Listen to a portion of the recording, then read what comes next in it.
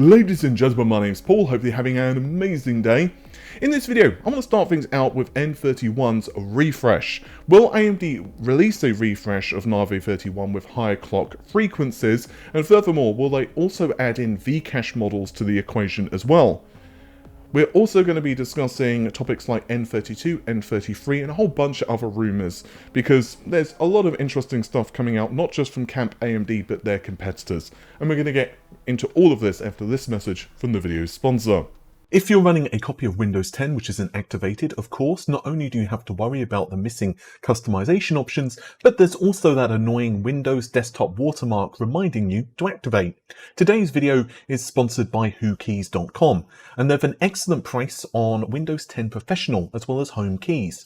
Yeah, and they also of course sell games. I've bought a few Windows 10 keys with my own personal account to test everything was legit and worked in preparation for this sponsored video. You can pick up one of their keys for 25% off using the coupon code RGT in the checkout. There's links to their website in the video description.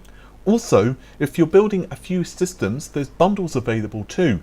Again, you can check out WhoKeys.com and use the coupon code RGT for 25% off the listed Windows 10 key prices. So just a quick refresh, you see what I did there of your memory. There were a lot of reports prior to RDNA 3's official reveal that the architecture would be reaching over 3 GHz. Not only myself, but numerous others were reporting it online. In fact, I'd heard out of the box 3.3 GHz was not out of the question.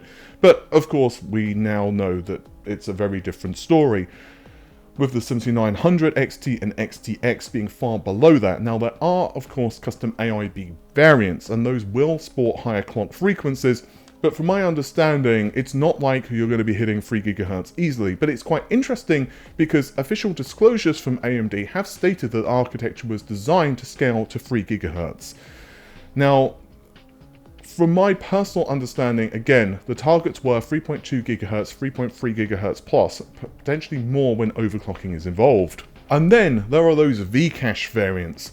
An early rumour with RDNA 3 is that, of course, it did utilise MCDs. These double not only as the memory controllers for the GDDR6 memory, but also act as the infinity cache, with each MCD sporting 16 megabytes. So in the case of, for example, the 7900 XTX, you have 6 of those, which means 96 megabytes total. However, you can double this with V-Cache.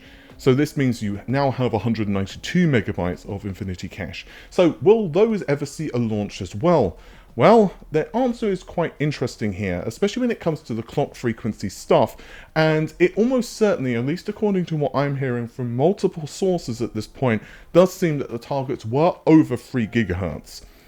But AMD are at the very least considering a refresh of Navi 31. Now, this is certainly not the first time we've heard about a refresh. Indeed, SkyJuice over at Astronomics mentioned that RDNA 3 would of course have MCDs, which could basically be doubled in capacity by bolting on V-Cache using TSVs. This would bring the total capacity up to the highest end model to 192 megabytes. So I've spoken to a lot of people about this, and one thing's for certain, there is a lot of decision making going on at AMD right now, and if the refresh does occur, it doesn't seem like AMD are going to change the mold too much. It's basically going to be a retape of N31. We'll get into some other SKUs in a moment. Now again, I want to stress that things could change before launch.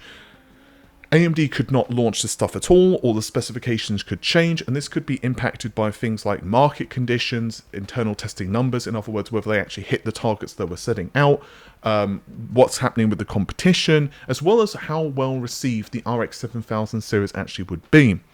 I also want to mention that to my understanding there's no major change in the specification. So for example, we don't get additional ALU, there's no changes to the ray tracing unit or the feature set. It's basically clock frequency only which changes, as well as V-Cache, which we'll get into in a second. So Navi 31 would get a retape. This would fix issues in clock scaling and basically mean that we have lower power consumption. The target release date seems to be mid to late next year. But A, it could not launch at all, and B, launch schedules change all of the time, guys. Like, even if the card is technically available, it may just get pushed back, and we've seen, for example, what happened to the RTX of 480 12GB. SKUs would be the RX 7950 XT, the 7950 XTX, and the highest end models would be the 7990 XTX.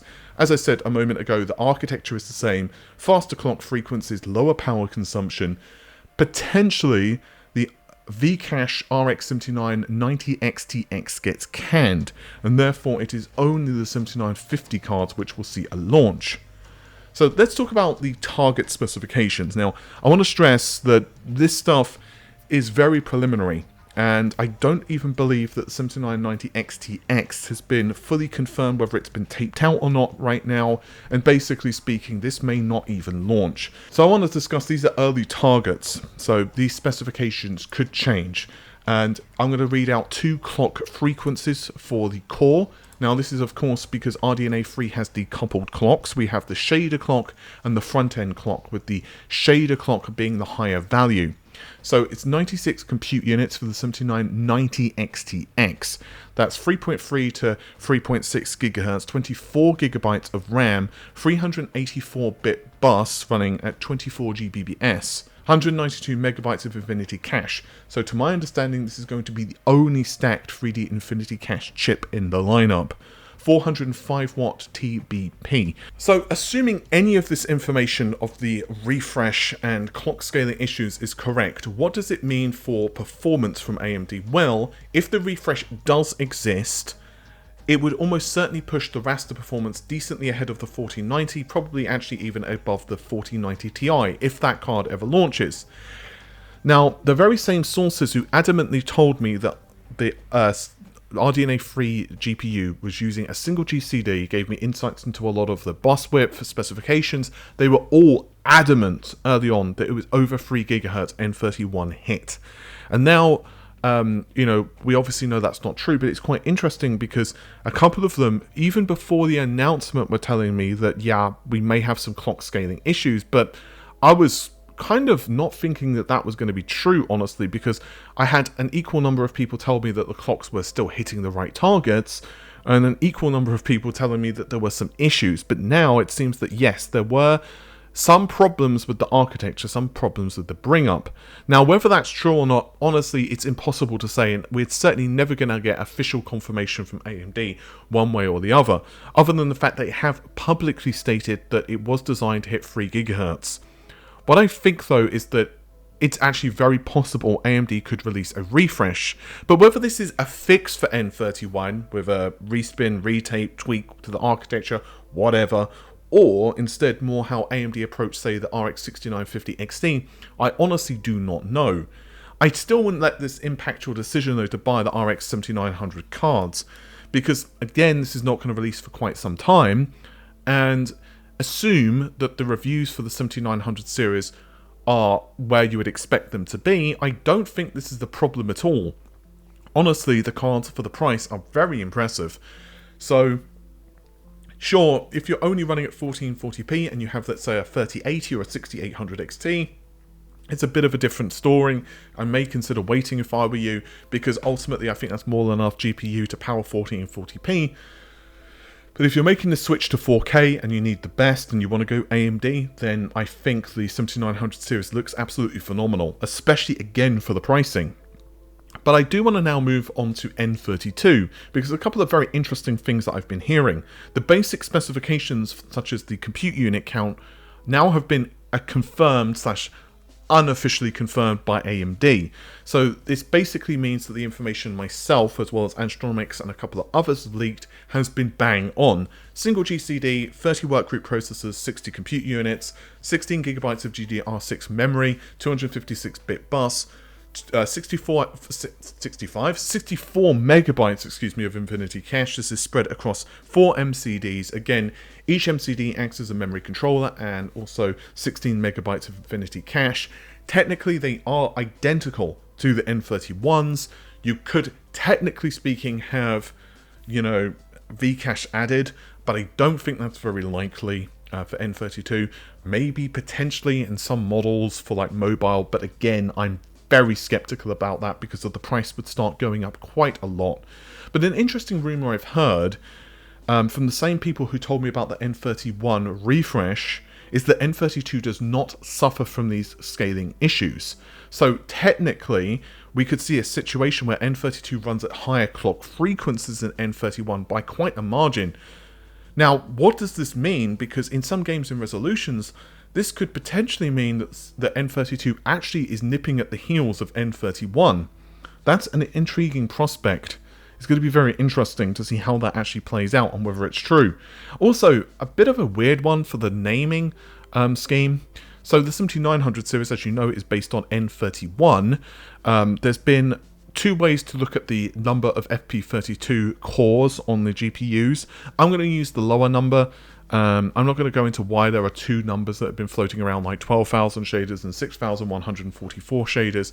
I've already discussed this a couple of times before, and I don't want to eat up too much video space discussing that again. You can either Google it, or you can just check out my video on RDNA 3 from like a week or so ago.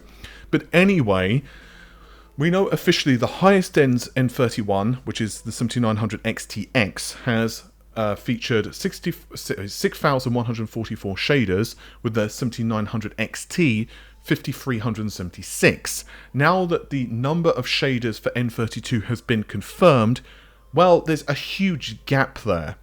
So we're looking at 3840 versus 5376. I am being told that there is almost certainly going to be a non-XT card. So it's going to be just the 7900. AMD have done this in the past. You know, way back in the day, there was like the 9700 and the 9700 Pro, for example, the 9800. God knows what else. I obviously cannot confirm whether that's 100% going to happen, because at the end of the day, AMD just do what AMD wants to do. But I don't think they're going to leave such a large gap in the specifications. I think it's very likely that they will do that. But switching to the N32 and N33 series, here's where things perhaps get more interesting. Again, there is quite a big gap between N33 and N32 specs. And I'm being told now more and more times by multiple sources that the 7700 is also going to be N32 based. It's going to just be basically cut back more. So there's going to be like a lower bus width or lower number of shaders. And therefore the 7600 is going to be N33. The release date for N32, I'm hearing, is going to be almost certainly mid next year, potentially a little bit later. Honestly, I don't really have too much confidence in release dates at the moment for N32. I've been told so many potential dates over the last couple of months, and yeah, I don't know whether it's just some of it is misinformation, or whether some of it is because AMD are trying to fix the issues with RDNA 3, or whether it's something to do with their competitive, desire to take on Nvidia, or whether it's something to do with capacity and TSMC. Who honestly knows? But it's going to be very interesting whether that N32 information is right. I'm going to try to keep on this as much as possible, try and get some more confirmation one way or the other. Again, it's quite interesting, but how all these Chinese whispers are, it's very strange. N33 though, again, the specifications haven't changed since SkyJuice, myself and others leaked them. It's now been essentially confirmed by AMD. There's not much to say here about the specs because we've discussed them a trillion times. 16 workgroup processors, 32 compute units, however you want to say it, 128-bit bus, 8 gigabytes of memory. I know that's going to be a bit disappointing for some, but yeah, 8 gigabytes it seems to top out at. It's a monolithic die, and the whole thing with N33 is it's designed to be cheap, easy to produce, and performant. It's built on the 6nm process, of course.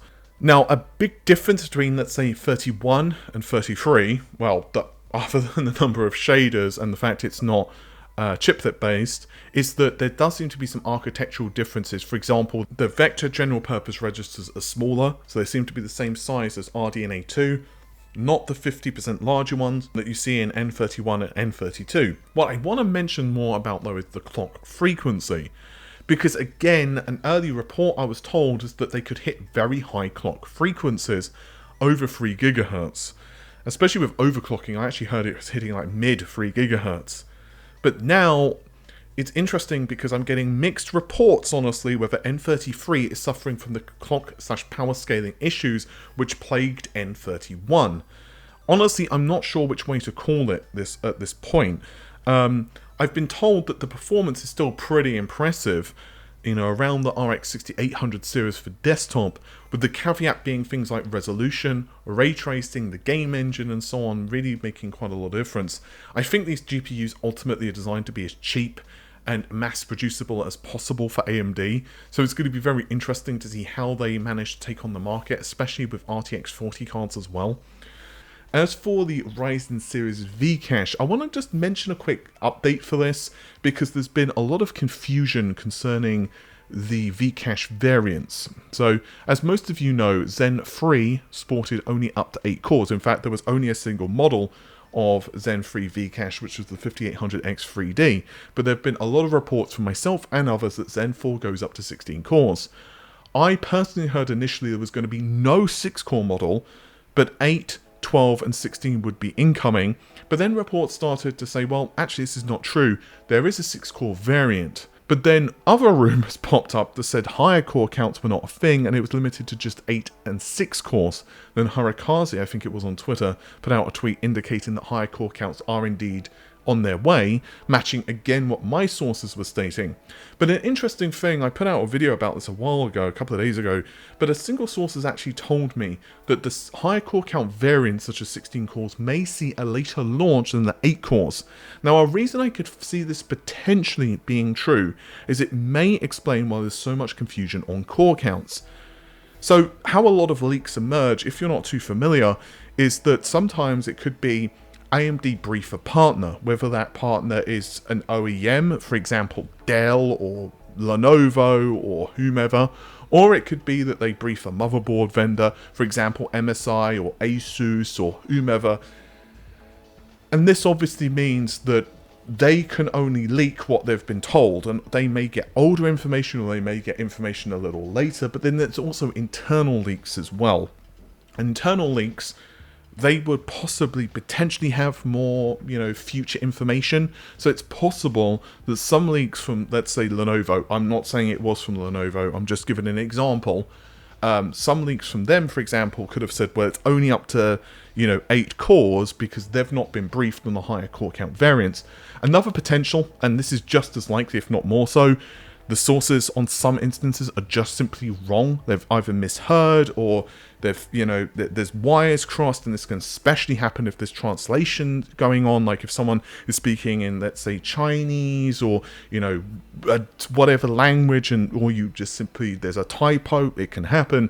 Or AMD themselves, and this is just as likely as well, have just changed their mind. This could happen because of cost reasons, market conditions, or simply because of a technical challenge, for example, power draw or heat. I personally think it's very likely there's going to be a higher core count model with V-Cache, but again, I wouldn't be surprised also if they keep it more limited. I think it's also going to depend quite a lot on what happens with the uptake of Ryzen. Obviously at the moment, you know, Zen 4 hasn't been selling exactly gangbusters. There's some really aggressive price cuts that's happening at the moment, especially for Black Friday. And also, while we're on the subject of refreshes, just a really quick thing from RTX 40. Allegedly, there are some murmurs that there is a super refresh being considered by Jensen, and this is basically as kind of like a tidy up for the RTX lineup, basically doing some price and performance adjustments. I've heard absolutely very little about this. Specification-wise, if it happens, I'm assuming it will be similar to how Nvidia handled the RTX 20 series. If you recall, cards like the RTX 2080 weren't exactly super well received on launch, but the 2080 Super actually became much more well received. Now, whether this happens or not, I think, is going to heavily depend on what AMD does for its own GPUs, as well as pricing. At the moment, I'm going to report this as an interesting theory and not a leak, because there's just not enough information about this, and honestly, to my knowledge, it hasn't been pursued yet.